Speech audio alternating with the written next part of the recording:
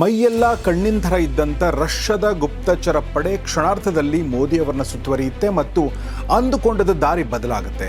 ಅಲ್ಲಿ ಈತನನ್ನ ಒಬ್ಬ master player ಅಂತಾನೆ ಕರೀತಾ ಇದ್ರು. ಈತ ಜಗತ್ತಿನ ಎಷ್ಟೋ ದೇಶಗಳಲ್ಲಿನ ಸರ್ಕಾರಗಳನ್ನು ಬೀಳಿಸಿದ, ಎಷ್ಟೋ ನಾಯಕರನ್ನು ರಹಸ್ಯವಾಗಿ ಮುಗಿಸಿದ ಇತಿಹಾಸ ಹೊಂದಿದ್ದ ವ್ಯಕ್ತಿ. ಅಮೆರಿಕಕ್ಕೆ ಅತಿ ದೊಡ್ಡ ತಲೆನೋವು ಶುರುವಾಗುತ್ತೆ. ಆ ತಲೆನೋವೇನು ಗೊತ್ತಾ? ಆತನ ಹೆಣ ಅಲ್ಲ, ಬದಲಾಗಿ ಆತ ಬಿಟ್ಟು ಹೋದ ಸಾಕ್ಷ್ಯಗಳು.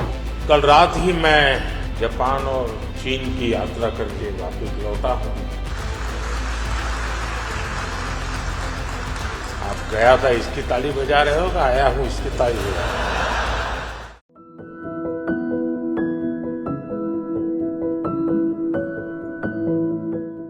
ಸ್ನೇಹಿತರೆ ನಮಸ್ಕಾರ. ಗೌರಿ ಶಕ್ಕಿ ಸ್ಟುಡಿಯೋ ಯೂಟ್ಯೂಬ್ ಚಾನಲ್ನ ಈ ವಿಶೇಷ ವಿಡಿಯೋಗೆ ನಿಮಗೆಲ್ಲ ಸ್ವಾಗತ. ನಾನು ಗೌರಿ ಶಕ್ಕಿ. ಸ್ನೇಹಿತರೆ, ಇವತ್ತು ನಾನು ಹೇಳ್ತಿರುವಂಥ ಘಟನೆ ನಡೆದು ಈಗಾಗಲೇ 8 ತಿಂಗಳೇ ಕಳೆದೋಗಿವೆ. ಯಾಕೆ ಇವತ್ತು ಹೇಳ್ತಾ ಇದ್ದೀವಿ ಅಂದರೆ, ಈ ಥರ ಘಟನೆಗಳು ಪದೇ ಪದೇ ನಡೀತಾನೆ ಇರ್ತವೆ. ಒಬ್ಬ ನಾಯಕ ತುಂಬ ಬಲಿಷ್ಠನಾಗಿ ಬೆಳೆದಾಗ, ಒಬ್ಬ ನಾಯಕ ನ್ಯಾಷನಲಿಸ್ಟ್ ಆಗಿದ್ದಾಗ ಆತನ ಮೇಲೆ ಹತ್ಯೆ ಯತ್ನಗಳು ನಡೀತಾ ಇರ್ತವೆ. ಅದು ಆಂತರಿಕ ಶಕ್ತಿಗಳು ಕೆಲವೊಂದ್ಸಲ ಹತ್ಯೆ ಯತ್ನ ಮಾಡಿದರೆ, ಇನ್ನೊಂದು ಕೆಲವು ಸಲ ಬಾಹ್ಯ ಶಕ್ತಿಗಳು ಕೂಡ ಮಾಡ್ತವೆ. ಆ ಥರ ಭಾರತದ ಪ್ರಧಾನಿ ನರೇಂದ್ರ ಮೋದಿ ವಿರುದ್ಧ ಸಾಕಷ್ಟು ಬಾರಿ ಹತ್ಯೆ ಯತ್ನಗಳು ನಡೆದಿವೆ. ಅಂಥ ಒಂದು ಪ್ರಯತ್ನ ನಡೆದದ್ದು 2025ರ ಸೆಪ್ಟೆಂಬರ್ ತಿಂಗಳಲ್ಲಿ, ಅಂದರೆ ಇಂದಿಗೆ ಸರಿಯಾಗಿ 8 ತಿಂಗಳ ಹಿಂದೆ ನಡೆದ ಒಂದು ಘಟನೆ ಇದು. 2025ರ ಸೆಪ್ಟೆಂಬರ್ ತಿಂಗಳಲ್ಲಿ ನಡೀತಾ ಇದ್ದದ್ದು ಚೀನಾದ ತಿಯಾನ್ಜಿನ್ ಅನ್ನುವ ನಗರದಲ್ಲಿ ಒಂದು ಸಮಾವೇಶ. ಅದುವೇ ವಾರ್ಷಿಕ SCO ಅಂದರೆ ಶಾಂಘೈ ಸಹಕಾರ ಶೃಂಗ ಸಮಾವೇಶ ನಡೀತಾ ಇತ್ತು. ನಿಮ್ಗೆ ಗೊತ್ತಿರಬಹುದು, Bharat, China, Russia, Iran, Kyrgyzstan, Kazakhstan, Uzbekistan ಹೀಗೆ 10 ದೇಶಗಳು ಈ ಗುಂಪಿನ ಸದಸ್ಯರು. ಇದರ ಒಂದು ಮುಖ್ಯ ಉದ್ದೇಶ ಏನಂದ್ರೆ, ಪ್ರಾದೇಶಿಕವಾಗಿ ಒಂದು ಅಭಿವೃದ್ಧಿ ಹೊಂದಬೇಕು ಮತ್ತು ಸಹಕಾರ ಕೊಡಬೇಕು ಅನ್ನೋದು ಇದರ ಮುಖ್ಯ ಗುರಿ. ಆದರೆ ಇವತ್ತಿನ ವಿಡಿಯೋ ಉದ್ದೇಶ ಇದಲ್ಲ. ಇದರ ಉದ್ದೇಶ ಏನು ಅಂತ ನಾನು ಈಗಾಗಲೇ ಹೇಳಿದೆ. ಸಹಜವಾಗಿ ಆ ಒಂದು ಶೃಂಗಸಭೆಯಲ್ಲಿ ಈ ಜಗತ್ತಿನ ದೊಡ್ಡ ನಾಯಕರೆಲ್ಲರೂ ಕೂಡ ಸೇರಿದ್ರು. ಅಂದರೆ ಚೀನಾ, ಭಾರತ, ರಷ್ಯಾ ಸೇರಿದಂತೆ ಹಲವು ನಾಯಕರು ಅಲ್ಲಿದ್ರು. ಹೊರನೋಟಕ್ಕೆ ಎಲ್ಲವೂ ಶಾಂತವಾಗಿ ಕಾಣ್ತಾ ಇತ್ತು. ಆದರೆ ಒಳಗೆ ಏನೋ ನಡೀತಾ ಇದೆ, ಯಾವುದೋ ಒಂದು ಬಿರುಗಾಳಿ ಎದ್ದಿದೆ ಅನ್ನೋ ಸೂಚನೆಗಳು ಕಂಡು ಬರ್ತಾ ಇತ್ತು. ಆ ಸೂಚನೆ ಸ್ಪಷ್ಟಗೊಂಡದ್ದು ಯಾವಾಗ ಅಂದ್ರೆ, ಭಾರತ ಪ್ರಧಾನಿ ನರೇಂದ್ರ ಮೋದಿ ಅವರು ತಮ್ಮ ರೂಮ್ನಿಂದ ಹೊರಗಡೆ ಬಂದು ಯಾವಾಗಲೂ ಏನು ಹೋಗಬೇಕಾಗಿತ್ತು ಅವರ ಬುಲೆಟ್ ಪ್ರೂಫ್ ಕಾರ್ನ ಕಡೆಗೆ ಹೆಜ್ಜೆ ಹಾಕ್ತಾ ಇದ್ರು. ಆದರೆ ಅಲ್ಲಿ ತಕ್ಷಣವೇ ಒಂದು ಬೇರೆ ಘಟನೆ ನಡೆಯುತ್ತೆ. ಅದೇನಂದ್ರೆ, ಮೈಯೆಲ್ಲ ಕಣ್ಣಿನ ಥರ ಇದ್ದಂಥ ರಷ್ಯಾದ ಗುಪ್ತಚರ ಪಡೆ ಕ್ಷಣಾರ್ಧದಲ್ಲಿ ಮೋದಿಯವರನ್ನ ಸುತ್ತುವರಿಯುತ್ತೆ ಮತ್ತು ಅಂದುಕೊಂಡದ ದಾರಿ ಬದಲಾಗುತ್ತೆ.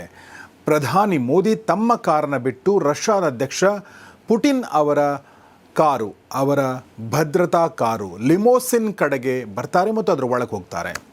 ಆ ಕಾರಿನ ಬಾಗಿಲು ಭದ್ರವಾಗಿ ಮುಚ್ಚಿಕೊಳ್ಳುತ್ತೆ ಮತ್ತು ಅಲ್ಲಿ ಶುರುವಾಗುತ್ತೆ ಒಂದು ಆಟ.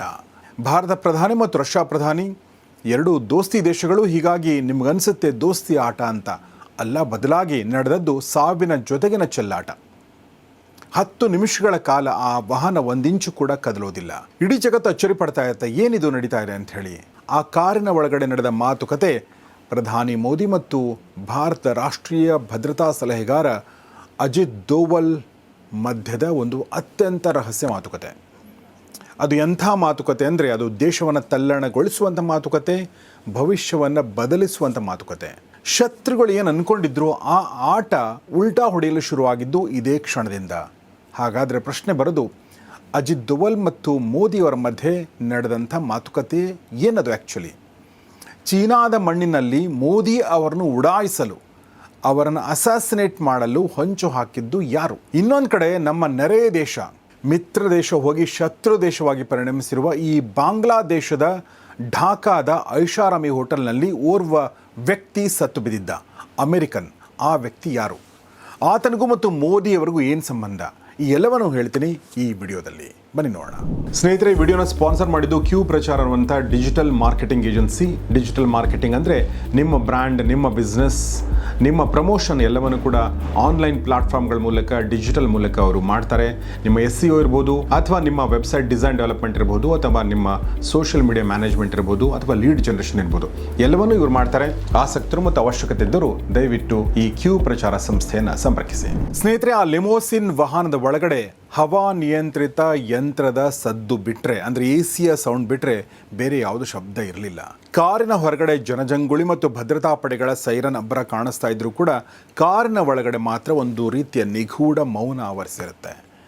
ಪ್ರಧಾನಿ ನರೇಂದ್ರ ಮೋದಿ ಸೀಟಿಗೆ ಹೊರಗೆ ಗಂಭೀರವಾಗಿ ಕುಳಿತು ಹೊರಗೆ ನೋಡ್ತಾ ಇದ್ರು. ಅಷ್ಟರಲ್ಲಿ ಏನು ಶುರು ಆಗುತ್ತೆ ಅಂದರೆ, ವಾಹನದ ಡ್ಯಾಶ್ ಬೋರ್ಡ್ನಲ್ಲಿ ಅಳವಡಿಸಿದ್ದ ರಹಸ್ಯ ಎನ್ಕ್ರಿಪ್ಟೆಡ್ ಫೋನ್ ಆನ್ ಆಗುತ್ತೆ ಮತ್ತು ಲೈನ್ನ ಆ ಕಡೆ ಇದ್ದದ್ದು ಅಂದರೆ ಫೋನ್ ಮಾಡಿದ್ದು ಯಾರು ಅಂದರೆ ಅಜಿತ್ ದೋವಲ್. ಅವರ ಧ್ವನಿಯಲ್ಲಿ ಒಂದು ತೀಕ್ಷ್ಣ ಇರುತ್ತೆ. ನಮಸ್ಕಾರ ಪ್ರಧಾನಿಯವರೇ, ನೀವು ರಷ್ಯಾದ ಅಧ್ಯಕ್ಷರ ವಾಹನಕ್ಕೆ ಶಿಫ್ಟ್ ಆಗಿದ್ದು ಬಹಳ ಒಳ್ಳೆಯದಾಯಿತು.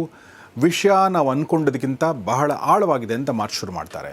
ಈ ಕಡೆ ಮೋದಿ ಅವರು ಕೇಳಿದ್ದು ಪಕ್ಕಾ ಮಾಹಿತಿನೇ ಅಂತ, ಆಪತ್ತು ಎಲ್ಲಿಂದ ಬರ್ತಾ ಇದೆ ಅಂತ. ಆಗ ದೋವಲ್ ಬಿಚ್ಚಿಟ್ಟಿರುವ ಸತ್ಯ ಎಂಥವರ ಎದೆಯನ್ನು ಕೂಡ ಒಂದು ಕ್ಷಣ ನಡಗಿಸೋ ಥರ ಇತ್ತು. ಸರ್, ಇದು ಯಾವುದೋ ಒಂದು ಸಣ್ಣ ಭಯೋತ್ಪಾದಕರ ಗುಂಪಿನ ಕೆಲಸ ಅಲ್ಲ. ನಾವು ರಷ್ಯಾದ ಗುಪ್ತಚರ ಇಲಾಖೆಯೊಂದಿಗೆ ಸೇರಿ ಒಂದು ಭಯಾನಕ ಮೆಸೇಜನ್ನು ಇಂಟರ್ಸೆಪ್ಟ್ ಮಾಡಿದ್ದೀವಿ, ಅಂದರೆ ಅರ್ಥ ಮಾಡ್ಕೊಂಡಿದ್ದೀವಿ.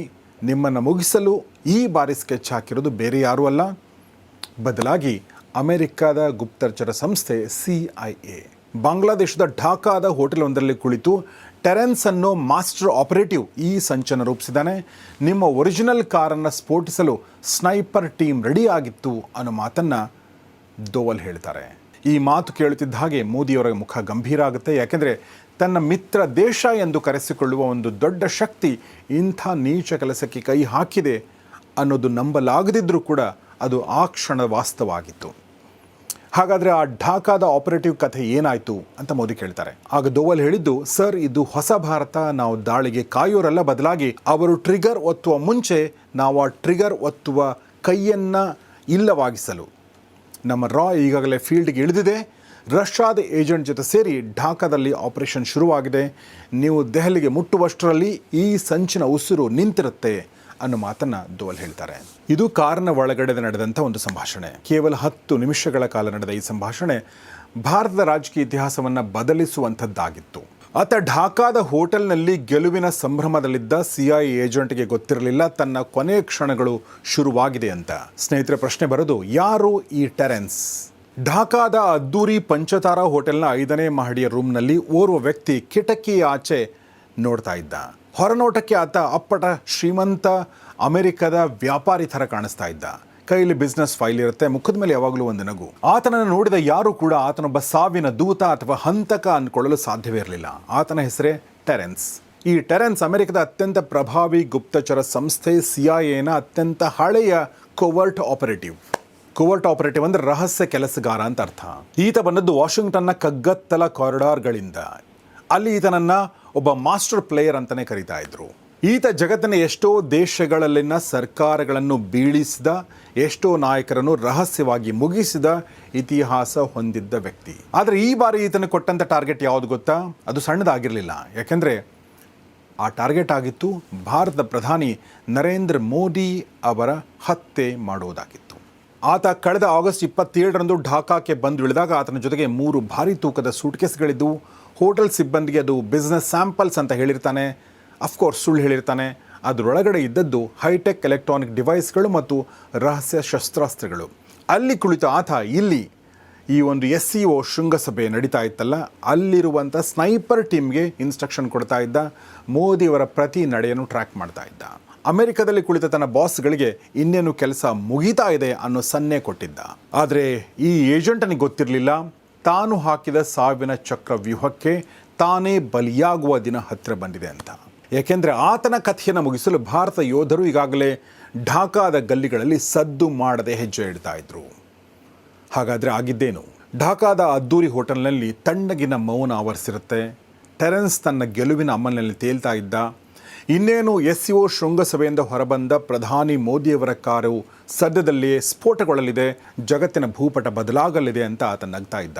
ಟೇಬಲ್ ಮೇಲಿದ್ದ ವಿಸ್ಕಿ ಗ್ಲಾಸನ್ನು ಎತ್ಕೊಳ್ತಾನೆ, ಒಂದು ಗುಟುಕು ಹೀರ್ತಾನೆ. ಆದರೆ ಆತನಿಗೆ ಗೊತ್ತಿರಲಿಲ್ಲ ಆತ ಕುಡಿದದ್ದು ವಿಸ್ಕಿ ಎಲ್ಲ, ಬದಲಾಗಿ ತನಗೆ ಸಾವು ತರಬಲ್ಲ ವಿಷವನ್ನ ಅಂತ. ಭಾರತದ ಮತ್ತು ರಷ್ಯಾದ SVR ಏಜೆಂಟರು ಎಷ್ಟು ನಿಶಬ್ದವಾಗಿ ಆ ರೂಮಿನೊಳಗೆ ನುಗ್ಗಿದ್ರು ಅಂದರೆ ಅದರ ಗಾಳಿ ತನಗೆ ಸಿಕ್ಕಿರಲಿಲ್ಲ. ಟೆರೆನ್ಸ್ ಕುಡಿಯೋ ಪಾನೀಯದಲ್ಲಿ ಅವರು ಬೆರೆಸಿದ್ದ ಆ ರಹಸ್ಯ ಕೆಮಿಕಲ್ ಸಾಮಾನ್ಯ ವಿಷ ಆಗಿರಲಿಲ್ಲ, ಬದಲಾಗಿ ಅದು ಮನುಷ್ಯನ ನರಮಂಡಲವನ್ನೇ ಕ್ಷಣಾರ್ಧದಲ್ಲಿ ಲಾಕ್ ಮಾಡುವ ಹೈ ಗ್ರೇಡ್ ಅಸಾಸಿನೇಷನ್ ವೆಪನ್ ಆಗಿತ್ತು.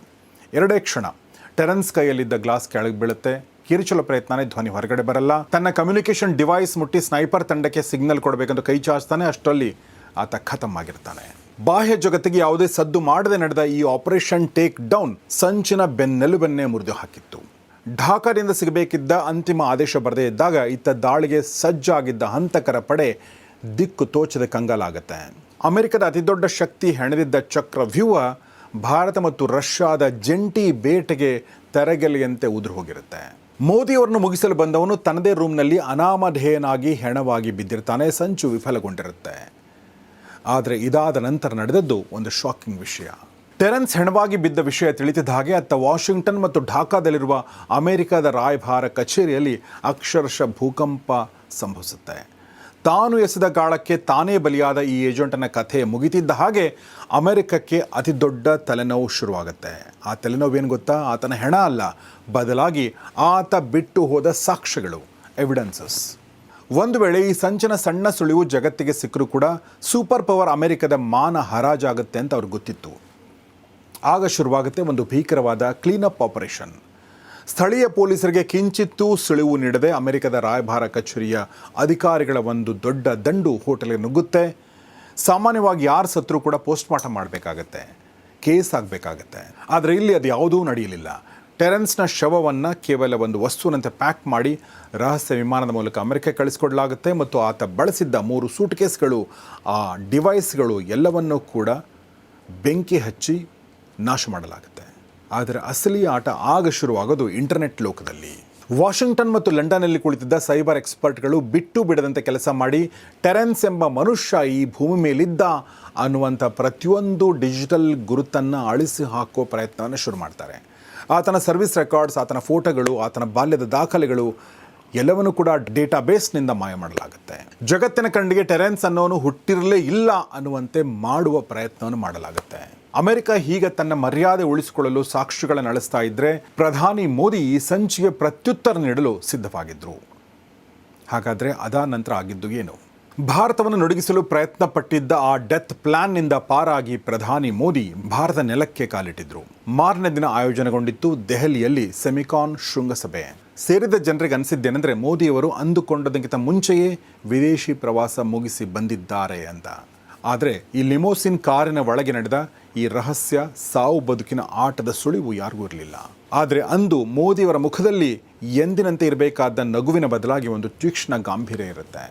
ಮೈಕ್ ಹಿಡಿದ ಮೋದಿಯವರು ಒಂದು ಕ್ಷಣ ಮೌನವಾಗ್ತಾರೆ. ಆದರೆ ಅದಾದ ನಂತರ ಅವರು ಆಡಿದ್ದ ಆ ಒಂದು ಮಾತು ರಾಜತಾಂತ್ರಿಕ ವಲಯವನ್ನು ಬೆಚ್ಚಿಬೀಳಿಸುತ್ತೆ. ನಾನು ನಿನ್ನೆಯಷ್ಟೇ ಪ್ರವಾಸ ಮುಗಿಸಿ ಬಂದಿದ್ದೀನಿ ಅಂತಾರೆ. ಆವಾಗ ಜನ ಚಪ್ಪಾಳೆ ಹೊಡಿತಾರೆ. ಆಗ ಅವ್ರು ಮುಂದುವರೆದು ಹೇಳ್ತಾರೆ, ನಾನು ಹೋಗಿದ್ದೆ ಅಂತ ಚಪ್ಪಾಳೆ ತಟ್ತಾ ಇದ್ದೀರಾ ಅಥವಾ ನಾನು ಬಂದಿದ್ದೀನಿ ಅಂತ ಚಪ್ಪಾಳೆ ತಟ್ತಿದ್ದೀರಾ ಅಂತ. कल रात ही मैं जापान और चीन की यात्रा करके वापस लौटा हूं. आप गया था इसकी ताली बजा रहे हो, आया हूं इसकी ताली बजा रहे हो.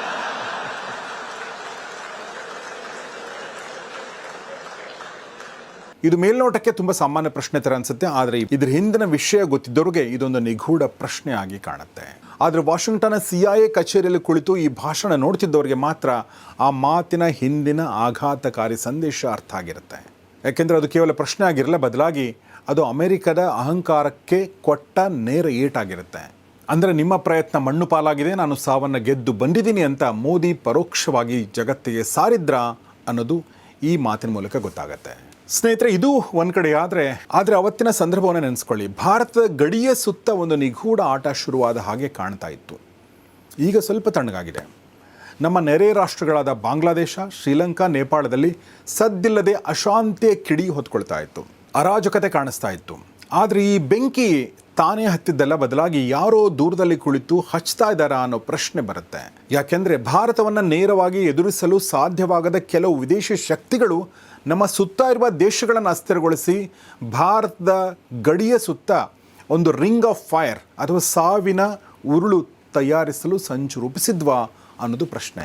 ನೀವು ನೋಡ್ತಾ ಇದ್ರಿ ಬಾಂಗ್ಲಾದೇಶದಲ್ಲಿ ಏನಾಯಿತು ಅಂತ. ಶ್ರೀಲಂಕಾದಲ್ಲಿ ಆರ್ಥಿಕವಾಗಿ ಹೈರಾಣಾಗಿ ಬೀದಿಗೆ ಬಂದಂಥ ಜನ, ನೇಪಾಳದಲ್ಲಿ ರಾಜಕೀಯ ಅಸ್ಥಿರತೆ, ಈಗ ತಾನೇ ಹೊಸ ಸರ್ಕಾರ ಬಂದಿದೆ. ಇದು ಕೇವಲ ಕಾಕತಾಳೀಯಲ್ಲ, ಬದಲಾಗಿ ಇದ್ರ ಹಿಂದೆ ಯಾವುದೋ ಕಾಣಿಸಿದ ಕೈಗಳ ಕೈವಾಡ ಇದೆಯಾ ಅನ್ನೋದು ಪ್ರಶ್ನೆ. ಯಾಕೆಂದರೆ ದಶಕಗಳಿಂದ ಬೇರೆ ದೇಶಗಳ ಸರ್ಕಾರಗಳನ್ನು ಕಿತ್ತೆಸೆಯುವ ಇತಿಹಾಸ ಹೊಂದಿರುವ ಅಮೆರಿಕದ CIA ನಂಥ ಸಂಸ್ಥೆಗಳು ಇದನ್ನು ಮಾಡಿರಬಹುದು ಅನ್ನೋ ಅನುಮಾನ. ಕಾರಣ ಏನು ಅಂದರೆ ಭಾರತದ ಸ್ವತಂತ್ರ ಮತ್ತು ಗಟ್ಟಿ ನಿಲುವನ್ನು ಸಹಿಸಲಾರದೆ ಈ ರೀತಿಯ ಪರೋಕ್ಷ ಯುದ್ಧಕ್ಕೆ ಕೈ ಹಾಕಿರುವ ಸಾಧ್ಯತೆ. ಯಾವ ದೇಶ ನನ್ನ ಮಾತನ್ನು ಕೇಳೋದಿಲ್ವೋ ಆ ದೇಶದ ಸುತ್ತ ಬೆಂಕಿ ಹಚ್ಚಿ ಅದನ್ನು ಕೂಡ ಸುಟ್ಟು ಹಾಕಬೇಕು ಅನ್ನೋ ಕುತಂತ್ರ ಇಲ್ಲಿ ಕೆಲಸ ಮಾಡ್ತಾ ಅನ್ನೋದು ಅನುಮಾನ. ಸ್ನೇಹಿತರೆ, ಈ ಕೆಲಸ ಇನ್ನೂ ನಡೀತಾನೆ ಇದೆ. ಹೊಂಚು ಹಾಕೋ ಪ್ರಯತ್ನ, ಸಂಚುಗಳು ರೂಪಿಸೋ ಪ್ರಯತ್ನ ನಡೀತಾ ಇದೆ. ಆದರೆ ಇಂದಿನ ಭಾರತ ಬದಲಾಗಿದೆ. ಇದು ಕೆಲವು ದಶಕಗಳ ಹಿಂದೆ ಇದ್ದಂಥ ಮೃದು ಭಾರತವಲ್ಲ, ಬದಲಾಗಿ ದೃಢ ಸಂಕಲ್ಪದ ಭಾರತ ಅನ್ನೋದು ಪ್ರಾಯಶಃ ಶತ್ರುಗಳಿಗೆ ಈಗ ಗೊತ್ತಾಗಿದೆ ಅಂತ ಅನಿಸುತ್ತೆ. ಸಂಚು ಎಷ್ಟೇ ಆಳವಾಗಿದ್ದರೂ ಅವುಗಳನ್ನು ಕ್ಷಣಾರ್ಧದಲ್ಲಿ ನುಚ್ಚು ನೂರು ಮಾಡುವಂಥ, ತಲೆ ಕೆಳಗಾಗಿಸುವಂಥ ಪ್ಲ್ಯಾನ್ಗಳನ್ನ ನಮ್ಮ ಯೋಧರು ಮಾಡ್ತಾರೆ ಅನ್ನೋದು ಈಗ ಪ್ರಾಯಶಃ ಜಗತ್ತಿಗೆ ಗೊತ್ತಾಗ್ತಾ ಇದೆ. ಈ ಘಟನೆ ಜಗತ್ತಿಗೆ ಒಂದು ಸತ್ಯವನ್ನು ಸಾರಿ ಹೇಳಿದೆ. ಏನಂದರೆ, ಭಾರತ ಈಗ ಶಕ್ತಿಶಾಲಿಯಾಗಿದೆ. ಆದರೆ ಆ ಶಕ್ತಿಯ ಹಿಂದೆ ಅಥವಾ ಆ ಒಂದು ವಿಜಯದ ಹಿಂದೆ ಸಾವಿರಾರು ವೀರರ ರಹಸ್ಯ ಬಲಿದಾನ ಮತ್ತು ಚಾಣಾಕ್ಷ ತಂತ್ರಗಳಿರ್ತವೆ. ಢಾಕಾದ ಈ ಹೋಟೆಲ್ ರೂಮಿನಲ್ಲಿ ಮುಗಿದು ಹೋದ ಈ ಏಜೆಂಟ್ನ ಕಥೆ ಕೇವಲ ಒಂದು ಎಚ್ಚರಿಕೆ ಅಥವಾ ಒಂದು ಮುನ್ಸೂಚನೆ ಮಾತ್ರ. ಪ್ರಾಯಶಃ ಮುಂದಿನ ದಿನಗಳಲ್ಲಿ ಭಾರತದ ವಿರುದ್ಧ ಈ ಥರ ಸಂಚುಗಳು ನಡೀತಾ ಇರ್ತವೆ ಮತ್ತು ಪ್ರತಿ ಸಂಚಿಗೂ ಈ ಥರದ ಉತ್ತರ ಕೊಡಲು ನಮ್ಮ ಯೋಧರು, ನಮ್ಮ ಏಜೆಂಟ್ಗಳು ತಯಾರಾಗಿದ್ದಾರೆ ಅನ್ನೋದು ಸದ್ಯಕ್ಕೆ ಗೊತ್ತಾಗ್ತಾ ಇದೆ. ಇಷ್ಟು ಹೇಳ್ತಾ ಇವತ್ತಿನ ಈ ವಿಡಿಯೋ ಮುಗಿಸ್ತಾ ಇದ್ದೀನಿ. ಈ ಕುರಿತಾಗಿ ನಿಮ್ಮ ಅನಿಸಿಕೆಗಳನ್ನ ದಯವಿಟ್ಟು ಕಮೆಂಟ್ ಬಾಕ್ಸಲ್ಲಿ ತಿಳಿಸಿ. ನೋಡ್ತಾರೆ ಗೌರಿ ಶಕ್ಕಿ ಸ್ಟುಡಿಯೋ, ನೋಡ್ತಾರೆ ಒಳ್ಳೆ ವಿಡಿಯೋಗಳನ್ನ. ನಮಸ್ಕಾರ.